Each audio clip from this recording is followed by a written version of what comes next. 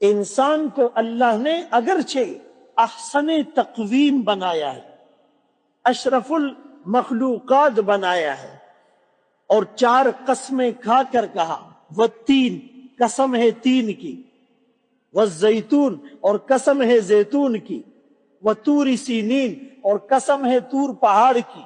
وہذا البلد الامین اور قسم ہے اس امن والے شہر مکہ مکرمہ کی۔ 4 قسمیں کھا کر اللہ کیا بتا رہے ہیں، اور 4 قسموں کی بعد بھی تاکید، لقد، لام بھی تاکید کا، قد بھی تاکید کا، لقد تحقیق خلقنا الانسان، ہم نے انسان کو پیدا کیا، فی احسنی تقویم، ایک بہترین سانچے میں، ایک بہترین ڈیزائن کے ساتھ، ایک بہترین پروگرامنگ کے ساتھ، ایک بہترین کمبینیشن کے ساتھ، ایک بہترین امتزاج کے ساتھ، ایک بہترین اجزائے ترکیبی کے ساتھ، خلق کا وہ پیدا کرتا ہے، فسوا کا تناسب اعضاء کے ساتھ پیدا کرتا ہے، ہاتھ پاؤں آنکھ ناک کان ہر چیز کے حجم اور سائز کے مطابق، فی ای صورت ما شاء رکبک، کتنی خوبصورت شکلیں تمہیں اللہ نے دی،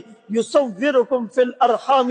کیف یشاء، رات کے اندھیرے میں، ماں کے پیٹ کے اندھیرے میں اور رحم کے اندھیرے میں، یخلقکم فی بطون امہاتکم، 3 اندھیروں میں ایسا خوبصورت انسان اللہ نے پیدا کیا، لیکن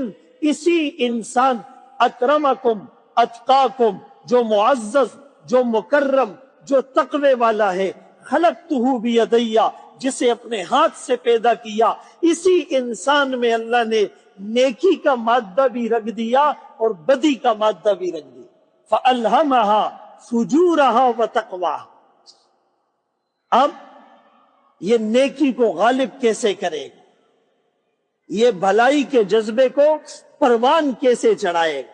یہ ملکوتی اور فرشتوں والی روحانی نورانی صفات کو کیسے اوپر لے جائے گا، اور بہیمانہ اور شہوانہ اور جانوروں والی صفات کو یہ کیسے مغلوب کرے گا، اس کے لیے ایک مؤثر، ایک ایفیکٹو، ایک مختصر، ایک پر اثر نسخہ جو اللہ نے بتلایا وہ رمضان کے روزوں کا ہے۔ کیوں؟ فرشتے کھاتے پیتے نہیں، انسان بھی رمضان میں 12-14 گھنٹے نہ کھاتا ہے نہ پیتا ہے نہ بیوی کے قریب جاتا ہے، فرشتوں والی صفات اس کے اندر منتقل ہو جائے۔